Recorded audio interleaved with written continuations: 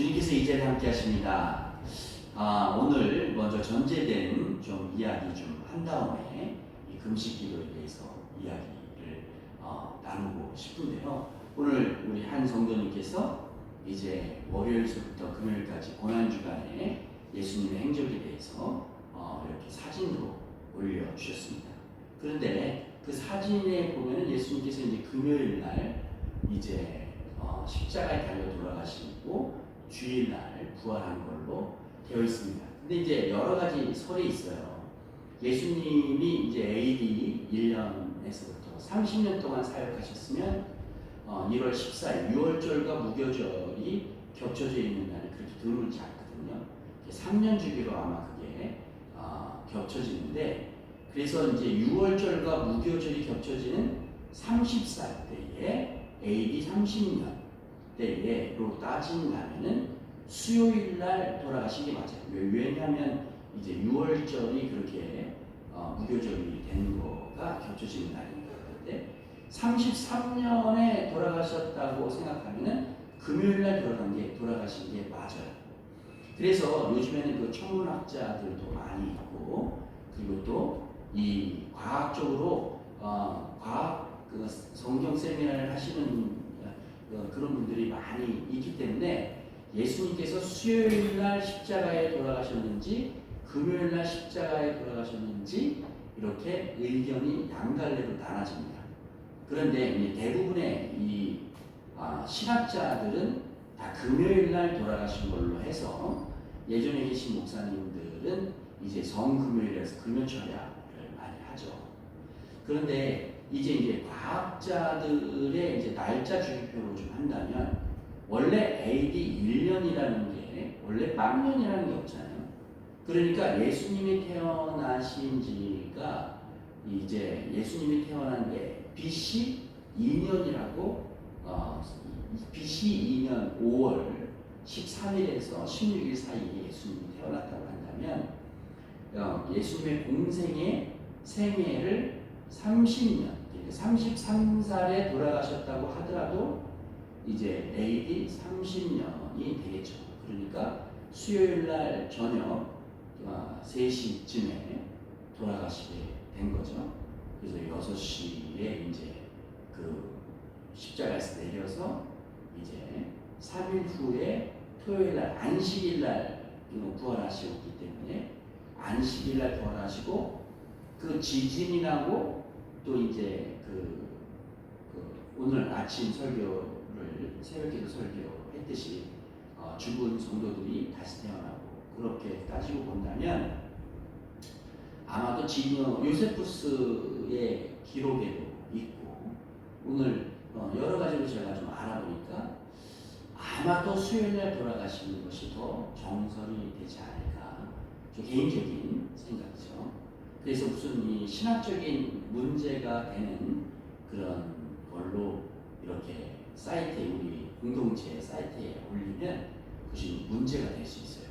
어떤 분들은 이런 면적으로 좀 믿고, 어떤 면적으로 이런 쪽으로 믿고, 이러시는 분들이 있기 때문에 좀 조심스러운 내용 중에 하나죠. 그래서 저는 수요일 날 6시에 돌아가시는 걸로 저는 생각하고 있습니다. 그리고 수요 예배를 드리는 이유도 그 수요 예배가 그렇게 되는 거죠. 금요일 날 돌아가셨다고 하면은 만 3일이 되지 않아요. 그러니까 결과적으로 끝머리에 만 3일이고, 주일날 아침에 예수님이 부활하셔야 되는데, 주일날 아침 마태복음, 마가복음, 누가복음, 이 요한복음, 이 세 사복음서를 전부 다 뒤져보면은 여인과 이 막달라라 마리아, 야고보의 어머니 마리아, 이렇게 해서 한 6명 정도의 여인한테 나타나요. 그래서 이제 그 6월절 전날, 그러니까 예수님 부활하기 전날 그 향유를 사러 갔잖아요. 그러니까 이 언제까지 가게문을 닫아요? 토요일 날 저녁까지 가게문을 닫아요. 그러기 때문에. 그래서 6월절, 그러니까 안식일은 이 해가 지자마자 그걸 사려면 하나님께 예수님의 몸에 바를 그런 하려면 금요일 6시, 그러니까 토요일 날 6시 이후에 샀을 가능성이 높게 되죠. 그런 경우가 이제 그렇게 해석하시는 부분도 있고, 또 이제 이 마가복음 2장에 보면은 이제 그 왕이 15년 된 연후에 이제 사막에서 외치는 자의 소리가 있다라고 그렇게 해석이 된 마가복음이 있는데요. 그때로 따져서 또 날짜를 정하면 그래도 AD 30년, 그러니까 예수님이 33, 그러니까 제가 볼 때는요, 요한복음에 6월절이 3번 나와서 공생애가 3년이라고 치는데 아무리 따져도 3년이 안 돼요. 예수님이 그 사역한 기간은 3년이 아니라 아마도 2년, 많이 해야 2년이라고 하고 3번 나왔기 때문에 그 3번 나와서 3년이라고 치는 건데 3년이라고 하기는 좀 어렵고, 또 이 신학을 또 열심히 또 공부하시는 분들의 또 제 이후에 목사들은 어떻게 해석할지 모르겠지만 공생애는 한 2년, 그렇게 따지면은 예수님이 돌아가신 날짜가 AD 30년 1월 14일, 그러니까 수요일 저녁 6시가 되게 그렇게 해서 해석이 될 수 있습니다. 제 생각이고 제가 알고 있는 신학적인 방법입니다. 그래서 AD 33년 1월 14일이 금요일이 맞아요. 근데 아마 예수님이 태어난 날짜를 명년으로 따지면 그런데 예수님이 태어난 것은 BC 2년 5월 13일에서 16일 사이라고 친다면 AD 30년 1월 14일이 맞는 것입니다. 그래서 근데 그게 중요한 건 아니에요. 그게 중요한 게 아니라 예수님께서 돌아가시고 날짜 뭐 이런 게 중요한 게 아니라 예수님이 돌아가시고 부활하시고, 그 부활하신 날짜는 6월 안식일 날 부활하셔서 우리에게 나타나시면 언제 나타났냐? 이제 주일 날 아침에 나타나서 예수님을 처음 대면했으니까 그것으로 우리가 주일 날 예배를 드리는 거죠. 근데 이단들이 토요일 날 안식일에 예배를 드려야 되지 않겠느냐? 물론 그 의견도 틀린 말은 아니에요. 토요일 날 드리고 싶으면 드리는 거예요. 그런데 내 마음속에 얼마나 부활의 기쁨으로 예배를 드리냐, 그것이 중요한 것입니다. 이것에 대한 이야기는 지금 벌써 10분이 지났는데요. 이것에 대한 이야기는 나중에 다시 성경 공부를 하면서 증명적인 성경을 하나하나 짚어가면서 증명하도록 같이 나누도록 하겠습니다. 오늘은 금식에 대한 말씀이에요. 제가 매주 아침 금식을 좀 했으면, 고난주간 금식을 했으면 좋겠다. 그리고 또 이제 금요일 날 아침에는 우리 다 같이 금식을 좀 했으면 좋겠다라고 이야기했어요. 근데 금식할 때 어떻게 해야 되느냐? 외식하는 자와 같이 슬픈 기색을 내지 마라. 제가 예전에 있던 교회는요, 모든 전교인이 금요일 날은 금식을 하고 그 금식한 그 헌금을 걷어서 그 헌금으로 이제 되고, 그 금식할 때 기도 내용들이 있었어요. 근데 그 금식할 때 하루 금식하는데 참 힘들죠. 지난 온종일 해야 되고, 그 다음날 또 원래는 그 다음날 토요일 아침까지 금식하고 이 토요일 날 점심에 식사를 해야 되니까 힘들죠. 근데 그때 당시에 목사님이 강단에서 기도 제목을 준 그 기도 제목이 온전하게 다 이루어진 것을 저는 참 감격하였습니다. 그래서 이번에 우리 류영주 권사님께서 우리 기도 제목을 놓고 좀 금식해야 되지 않겠느냐. 근데 제가 그 시간이 주일이라서 제가 찰나를 좀 놓쳤어요. 월요일이라도 표를 좀 만들어서 달아드릴까 했는데, 금식은요, 이 엄청난 교회에 유익이 되고 기도에 유익이 되는 것입니다. 그래서 이 우리 화목 형제 건강을 놓고 기도하고, 또 우리 어린 다양이가 계속 열도 많이 나고 그러니까 우리 다양이가 좀 건강하게 자랐으면 좋겠다. 기도 제목 2가지 놓고 좀 금식도 하고, 또 우리 성도님들의 초신자들, 우리 성도님들의 예수님을 영접할 수 아프신 분들 이렇고 이렇게 좀 목사님이 좀 기도 제목 좀 써서 좀 배포해 줬으면 좋겠다 그랬는데 제가 그것을 좀 놓쳤어요. 그런데 제가 내일이라도 좀 정리를 해서 금요일 아침 전교인이 금식하면서 기도할 때 그것을 좀 이렇게 좀 놓고 함께 열심으로 기도했으면 좋겠습니다. 하나님께서는 그런 기도를 들으시는 거예요.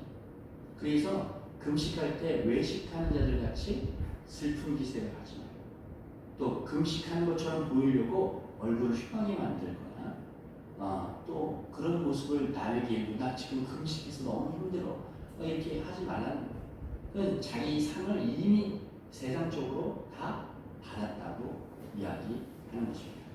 그래서 마가복음 2장 18절에서부터 20절 말씀에 보니까 이 요한의 제자들과 바리새인들이 금식하고 있는지라 예수께서 와서 말하되 바리새인 제자들은 금식하는데 왜 당신들의 제자들은 금식하지 않합니까? 예수님과 함께 할 때는 혼인집에 신랑이 함께 있을 때는 금식할 수 있으나 신랑이 없는 동안에는 금식할 수밖에 없다. 그날에는 금식할 것이다 라고 얘기했어요.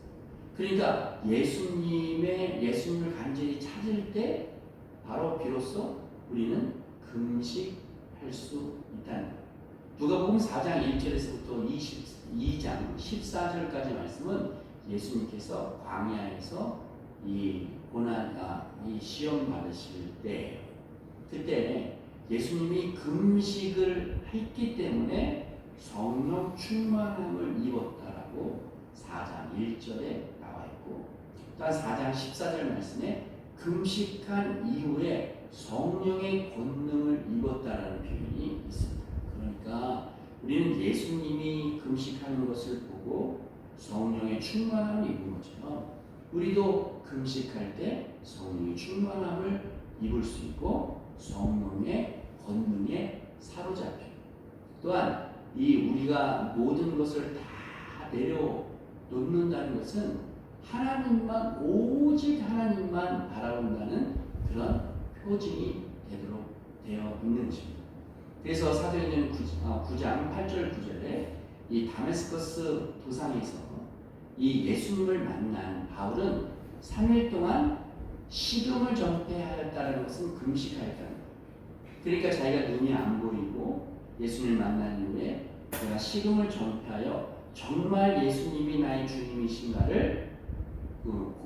주님이신가를 금식하며 기도하고 난 다음에 아나니아의 안수를 통하여 그의 눈에 비닐이 벗겨지고 그의 비닐이 벗겨졌다는 표현은 뭐냐면 영적으로 해석한다면 우리가 보이지 않는 것에서 이제 온전한 하나님의 빛 대신 예수님을 바라볼 수 있었다라고 해석할 수 있는 것입니다.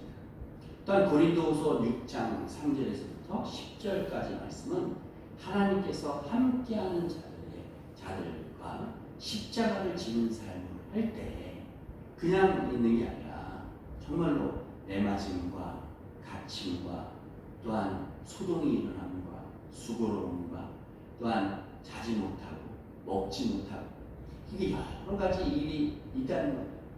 그러니까 강제로 금식할 때도 있다는 거예요. 그게 유익이 된다는 거예요. 유익. 또 고린도후서 11장 27절에 고린도 교인들에게 나의 심령을 얼마만큼 힘드냐라고 얘기했을 때 나는 수고하고 애쓰고 여러분 자지 못하고 줄이고 목마르고 여러분 굶고 춥고 벌벗었노라라고 이야기하고 있어요. 그러니까 금식 기도의 유익은 말할 수 없는 유익이 되는 거예요. 그러니까 금식 기도 하면 예수님처럼 성령의 충만함을 입을 수 있고 성령의 권능이 있는 거예요. 그러니까 예전에 제 친구가 지금 그 아가이다 락방에서 예전에 담임 목사로 있었다가 지금은 부목사로 저기 다른 교회에 부목사로 근데 그 같은 재단이거든요. 있는데 그 청년부를 맡아서 지금 사역하고 있는데 그 친구의 놀라운 점은 교회에 누가 암이 걸렸어요. 예산에서 그때 목회를 하고 있었는데 교인이 한 20명 정도 나오는 교회였는데 그 마가다락방에 왔어요. 그래서 여기 자기 왔다고 같이 식사하자고. 근데 이제 20일 금식 기도를 마치고 저한테 전화를 오고 그래서 왜 그랬냐 그랬더니 우리 교회에 암에 걸리신 성도님이 있어서 그 집사님을 놓고 20일 동안 금식 기도를 했다는 거예요. 그 기도가 들어줬겠어요? 안 들어줬겠어요? 그런데 암에 걸리신 분이 암이 낫지는 않았어요. 근데 그 온 가족이 교회에 안 나왔었거든요. 근데 그 일로 인해서 그 집사님은 천국에 가시고 그 온 가족이 나오는 역사가 있게 됐어요. 그러니까 금식은 그만큼 하나님의 응답이 다른 쪽으로 왔더라도 한 20일 금식 기도를 통하여 그의 가족이 전부 다 그 교회에 나오게 됐어요.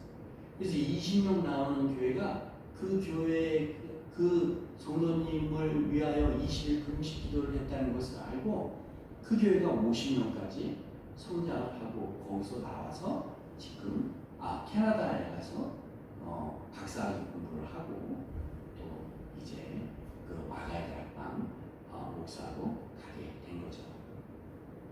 그러니까 우리가 성령 충만하지 않다, 우리가 좀 어렵다, 성령의 권능이 있어야 된다. 그럴 때 금식하며 하는 거.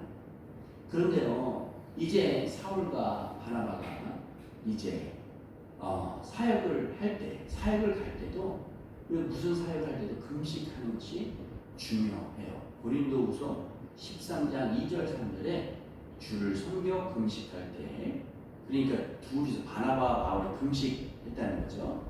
성령님께서 말씀하시되 내가 불러 시키는 일을 위하여 바나바와 바울을 따로 세우라 하시니 이에 금식하며 기도하고 두 사람에게 안수하여 내보내니라 라고 얘기했던 것입니다. 그러니까 두 갈래 같이 사역을 하던 분을 두 갈래로 보내게 됩니다. 그러니까 성령의 말씀을 귀 기울일 수 있다는 것입니다. 그래서 금식의 필요성은 뭐냐면 하나님이 기뻐하시는 일이에요. 이사야서 58장 6절 말씀에 나의 기뻐하는 금식은 흉악의 결박을 풀어주고 멍에의 의의 줄을 끊어주며 압제당하는 자를 자유케 하고 모든 멍에를 꺾는 것이 아니겠느냐라고 말씀합니다. 이사야서 말씀 보면 이게 운문과 산문으로 나눠져 있는데 이 운문과 산문을 할 때 하나님이 말씀하실 때 하나님의 말씀의 운율로 만약에 이 해석을 한다면 참 찬송가가 될 수 있는 거예요. 너의 금식은 흉악의 결박을 풀어주고 멍에의 줄을 끌어주고 압제당하는 자를 자유케 하고 모든 멍에를 꺾는 것이 아니겠느냐라고 이야기하고 있습니다. 하나님께서 기뻐하신대요.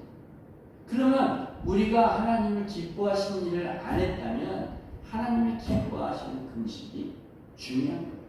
또 금식은 하나님을 섬기는 사람이 해야 한다는 거예요. 그래서 스가랴서 7장 5절 말씀 보니까 온 땅의 백성과 제사장들에게 말씀하셨다. 너희가 70년 동안 5월과 7월에 금식하고 애통하였다. 70년 압제당할 동안에 기도하였더니 어떻게 됐어요? 하나님이 미리 예정하셔서 70년 동안 바벨론과 이 고레스를 통하여 해방이 됐는데 70년 동안 그 압제당하는 동안에 하나님께 애통하며 금식하였더니 이를 위하여 나를 위하여 하나님을 위하여 금식했다. 그래 내가 너의 압제를 풀어준다는 거예요. 요즘에 제가 성경 공부한다고 하지 않았습니까? 목사님들하고 그 사사기에 보면요, 이 모든 사사들이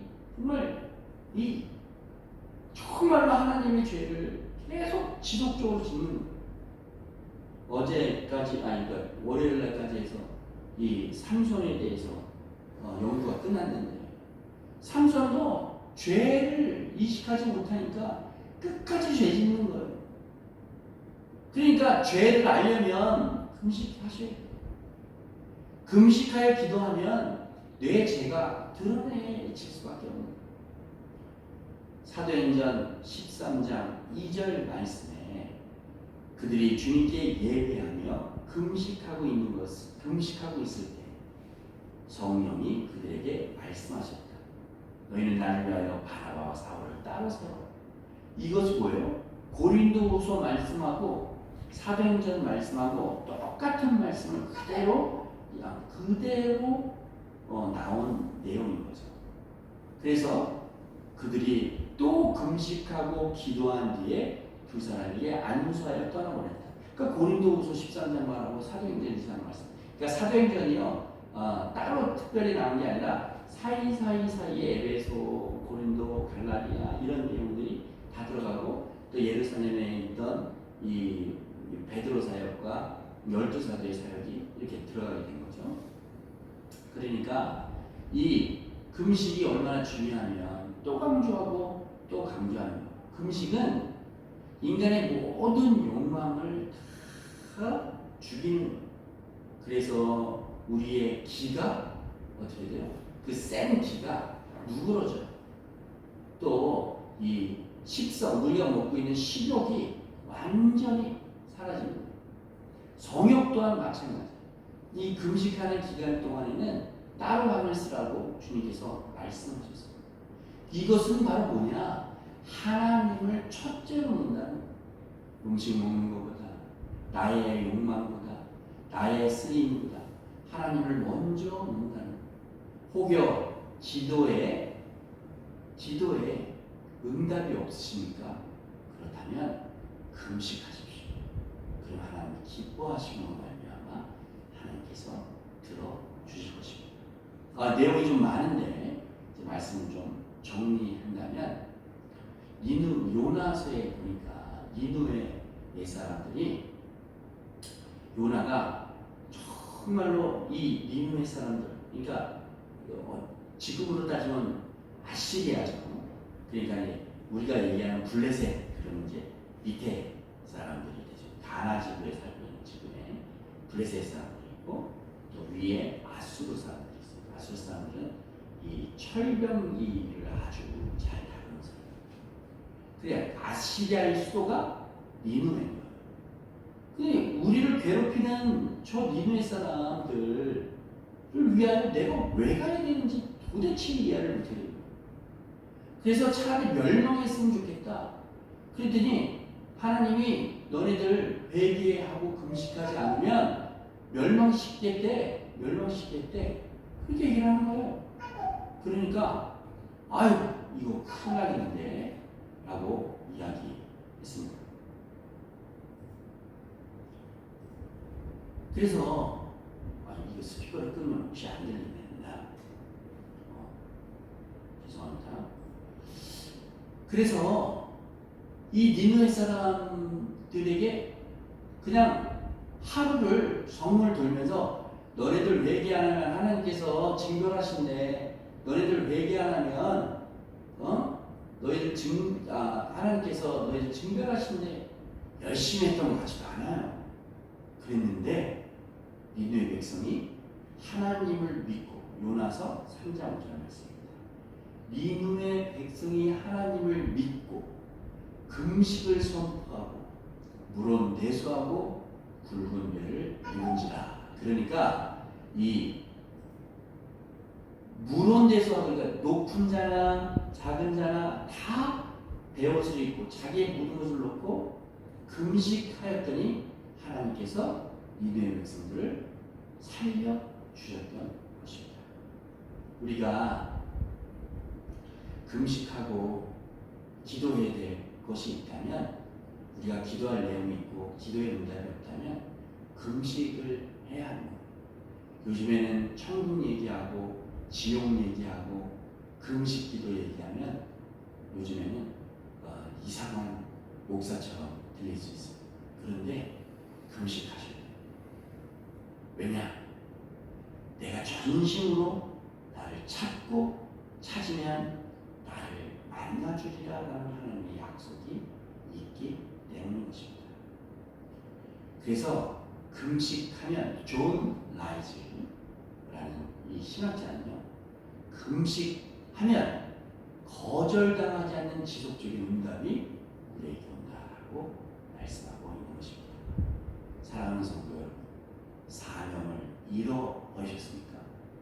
아니면 헌신이 그냥 자기의 일처럼 느껴지십니까? 예당교회에 나오는 것이 그냥 일처럼 느껴지고 건성건성하고 그렇습니까? 그렇다면 우리가 금식해야 할 것입니다. 성령 충만하지 않는 성도는 하나님께서 온전히 받아주시지 않습니다. 하나님께서 그를 기뻐하시는 나의 자녀다라고 이야기하신다잖아요. 금식하며 기도하는 자에게 기도의 응답이 없거나 아니면 교회의 헌신이 일처럼 느껴지신다거나 아니면 막힌 담이 있다거나 병든 자가 있다거나 모든 얽매임이 있다거나 자유함이 없다거나 하나님의 자비하심과 평안이 느껴지시지 않는다면 금요일날 아침 금식기도에 동참하시고 더 나아가서는 매일 아침 금식을 하시든지 아니면 3일 금식을 하시든지